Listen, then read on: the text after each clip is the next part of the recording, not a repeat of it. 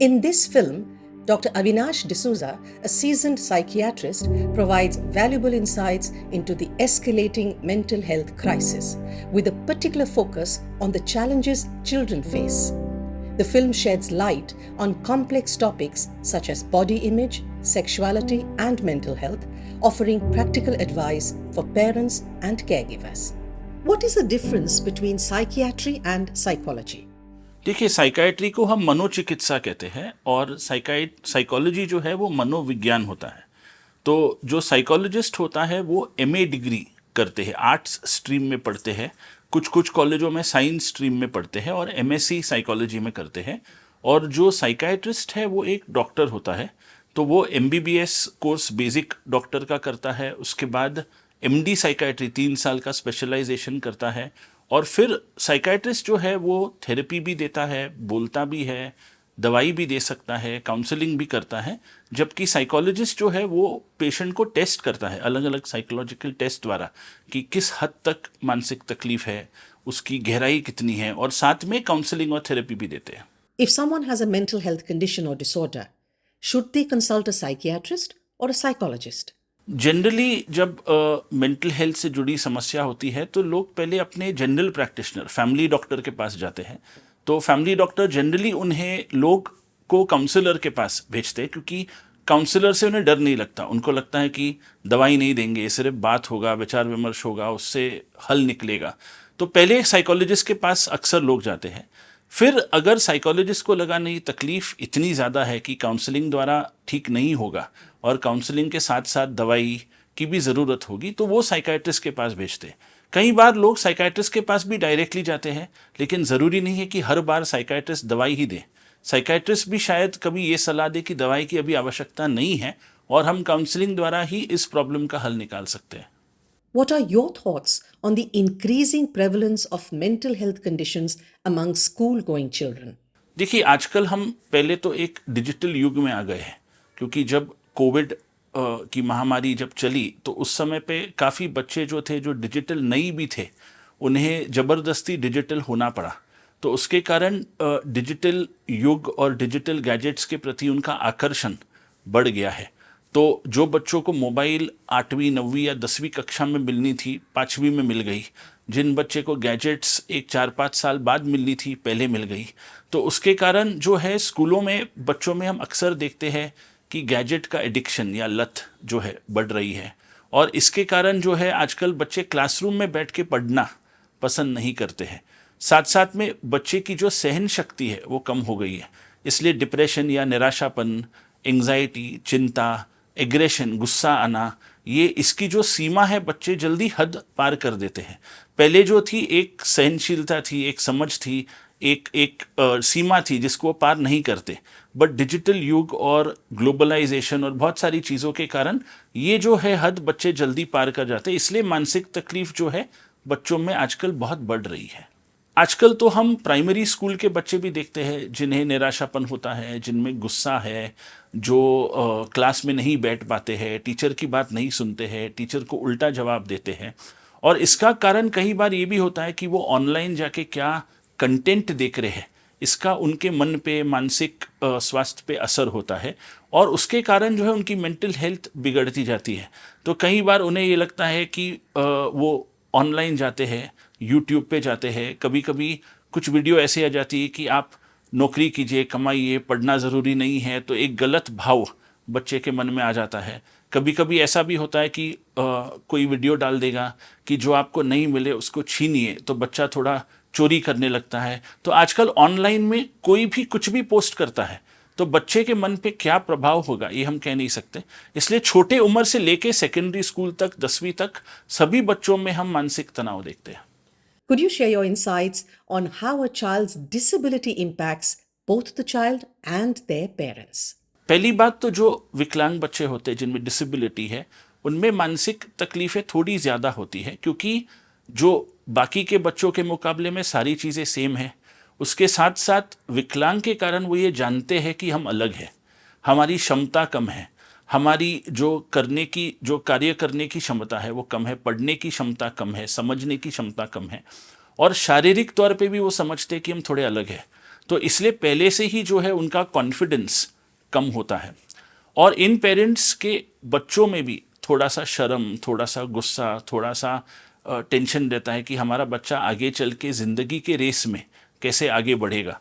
तो इन बच्चों की परवरिश में ही पेरेंट्स के मन में मानसिक तनाव आती है। तो मेंटल हेल्थ प्रॉब्लम्स जैसे डिप्रेशन, बच्चे को स्वीकारना, उसको अपना मानना, उसके प्रति शर्म नहीं दिखाना, ये सब चीज़ें हम अक्सर पेरेंट्स में देखते हैं।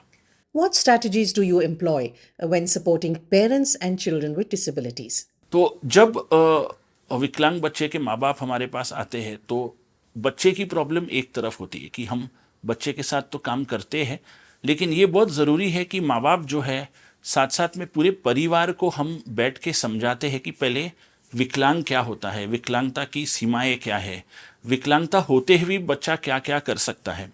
बच्चे को अपना मानना, अपनाना और उस विकलांग को और विकलांगता को समझना पहले बहुत ज़रूरी है। जब तक ये चीज़ लोग अपनाएंगे नहीं, तब तक उनके अपने बच्चे के प्रति जो स्वभाव है, जो उनका एक व्यू पॉइंट है, वो नहीं बदलेगा। जब वो ये चीज़ें मान लेंगे कि हाँ ठीक है, इस विकलांगता के साथ भी बच्चा मेरा ही है और उसकी जो क्षमता है भले कम हो, लेकिन उस क्षमता को हम सबसे ज़्यादा ऊंचाई तक पहुँचाए, ये एक चीज़ उनके मन में अगर हम बैठा दें तो उसके बाद हम फिर पीछे नहीं देखते। बट उनका जो पहला शर्म है कि मेरा बच्चा विकलांग है, वो निकलना बहुत ज़रूरी है। How do children with physical disabilities navigate body image as they grow older and interact with their peers? ये एक अहम मुद्दा है, क्योंकि जब हम 8वीं 9वीं 10वीं क्लास के बच्चे देखते हैं, जिसको हम एडोलेसेंस पीरियड कहते हैं या युवक पीरियड कहते हैं, उसमें क्या होता है, कई बार बच्चे का शारीरिक विकास होता है और मानसिक विकास होता है। तो जिन बच्चों में विकलांग होती है या फिजिकल डिसेबिलिटी होती है, उनमें शरीर के जो कुछ भाग हैं उनमें कमज़ोरी होती है, तो उनका विकास पूरा नहीं होता है। चलने में, बैठने में, उठने में कुछ दिक्कतें होती है। लोग उन्हें घूरते हैं, लोग उन्हें अलग नज़रिए से देखते हैं। पब्लिक स्पेस में, कैफ़े में, होटल्स में भी लोग उनको अलग नज़रिए से देखते हैं। हालांकि डिसेबिलिटी एक्सेप्टेंस आई है, लेकिन लोग अभी तक डिसेबिलिटी फ्रेंडली नहीं हुए। तो जब ये कॉलेज भी जाते 11वीं 12वीं में, तो देखते हैं कि कोई लड़का है जो बहुत हैंडसम है और वो डेट पे जा रहा है, उसकी गर्लफ्रेंड है, कोई लड़की है जो बहुत अच्छी दिख रही है, उसका बॉयफ्रेंड है, और उन्हें फिर ये लगता है, ये महसूस होता है कि क्या मैं अलग दिखता हूँ या दिखती है, क्यों मुझे बॉयफ्रेंड क्यों नहीं मिल रहा है या मुझे गर्लफ्रेंड क्यों नहीं मिल रहा है, क्या मुझ में कुछ कमी है, मेरा चेहरा ऐसा क्यों है, मेरा हाथ ऐसा क्यों है, मेरा पैर ऐसा क्यों है। और इसके कारण अपने शरीर के प्रति एक शर्म और कभी कभी एक हेट या घृणा भी उनके मन में पैदा होती है। Do you help parents of children with disabilities talk about sexuality as their kids reach adolescence or adulthood? जब हमारे पास माँ बाप आते हैं और उनके बच्चे इस युवक दौर से गुजर रहे, सेक्सुअलिटी का मुद्दा कोई भी पेरेंट नहीं उठाता, क्योंकि उनको लगता है कि जब हमारे बच्चे में विकलांग है, डिसेबिलिटी है, विकलांगता है, तो उसके मन में सेक्स की भावना कैसे आएगी। जबकि ये सोच गलत है। उनके पास एक शरीर है, शरीर में अलग अलग केमिकल्स, रसायन, हार्मोन्स है, तो मन है, उनकी बुद्धि बिल्कुल सही है, तो ऑब्वियसली सेक्सुअल भावनाएं उनके मन में आएगी। लेकिन कई बार उस सेक्सुअल भावना को व्यक्त करना, कैसे उसे सामने लाना है, इन बच्चों में एक शर्म होती है शारीरिक तौर पे, और माँ बाप उनसे इसके बारे में बात नहीं करते हैं।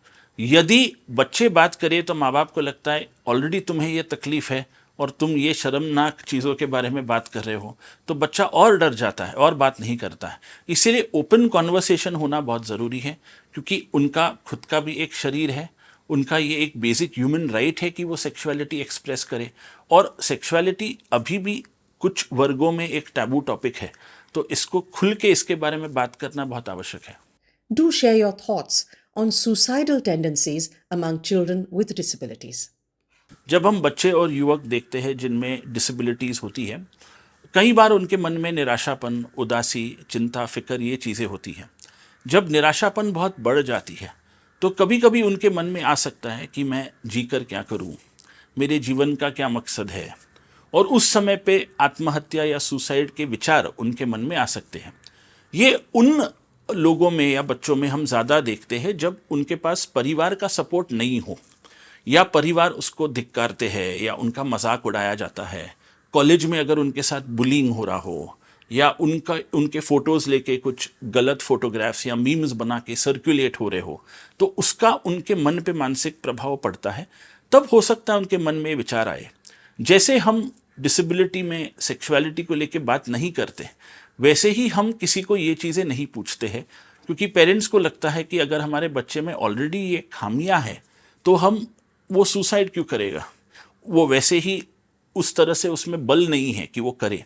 लेकिन हर किसी को पूछना चाहिए कि अगर उसके मन में निराशा हो, उदासी हो, तो ये सवाल ज़रूर पूछना चाहिए कि क्या आपको लगता है कि आपके जीने का कोई अर्थ नहीं है, या मरने के विचार आते हैं या खुदकुशी करने के विचार आते हैं। क्योंकि आप पूछेंगे नहीं तो वो बताएंगे नहीं, और अगर आप पूछेंगे और वो बताएंगे तो हो सकता है आपके मदद से एक जान बच सके। What advice would you give parents to help their child with disabilities feel comfortable opening up and communicating? मैं हमेशा माँ बाप से कहता हूँ कि अगर आपके बच्चे में डिसेबिलिटी है, पहले तो रोज उसके साथ बैठ के बात करें। 1-2 घंटे का समय बच्चे को दे, दोनों, माँ 1 घंटा दे, पिताजी 1 घंटा दे, और अलग अलग विषयों पे उससे बात करें कि उसके रोज़ की जनजीवन कैसे चल रही है, उसके दोस्त कैसे है, स्कूल में उसे कुछ तकलीफ़ महसूस होती है क्या, क्लासरूम में, कॉलेज में कोई प्रॉब्लम्स महसूस होती है क्या, पढ़ाई में कुछ तकलीफ़ महसूस होती है। और ये बहुत ज़रूरी है कि माँ बाप बच्चे को ये धैर्य दे कि कुछ भी हो इस जीवन में, हम आपका साथ नहीं छोड़ने वाले, कुछ भी हो हम इस जंग को जीतेंगे, कुछ भी हो हम आपके साथ हैं। दुनिया में भले पूरी दुनिया आपका साथ छोड़ दे, हम आपका साथ नहीं छोड़। अगर ये एक सोच बच्चे के मन में आ जाए कि मेरे पास ये 2 लोगों का सपोर्ट है, तो बच्चा अपने डिसेबिलिटी को पार करके कुछ भी कर सकेगा। What are your thoughts on the stigma associated with seeking help from psychiatrists?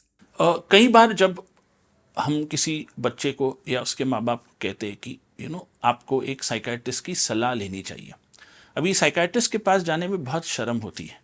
शर्म क्यों होती है? क्योंकि साइकाइट्रिस्ट के पास जाना लोग सोचते हैं कि ये एक पागलपन की निशानी है, साइकाइट्रिस्ट जो है पागलों का डॉक्टर है, ऐसे आम लोग सोचते हैं। और साइकाइट्रिस्ट क्या करेगा? शॉक देगा, एडमिट करेगा, मेंटल हॉस्पिटल में डाल देगा, तो उनके मन में एक डर होती है।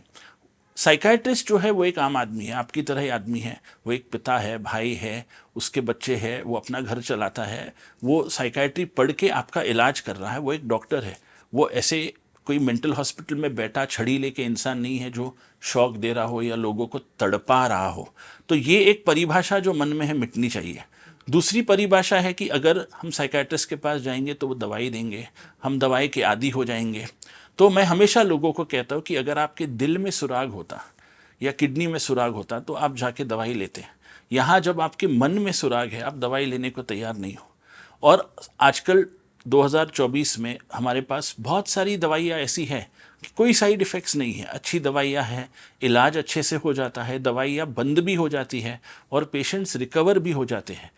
एक हमारे सामने जो एक आईना है उसको अगर हम तोड़कर साइकाइट्रिस्ट के पास जाए तो काफ़ी लोगों को मानसिक स्वास्थ्य, मेंटल हेल्थ में मदद मिल सकती है। साइकाइट्रिस्ट के पास जाने में लोगों के मन में एक स्टिग्मा है, एक शर्म है, एक डर है, क्योंकि मानसिक इलनेस, मेंटल इलनेस को लेकर एक टैबू है और लोग समझते हैं कि मेंटल इलनेस यानी पागलपन, जबकि दोनों बहुत अलग है। डिप्रेशन किसी को भी हो सकता है। WHO कहा है कि 1 in 3 पीपल हैव डिप्रेशन। तो अगर एक कमरे में 3 लोग हैं, किसी एक को निराशापन हो सकती है। तो ज़रूरी नहीं है कि हर किसी को पागलपन हो, और इलाज भी है।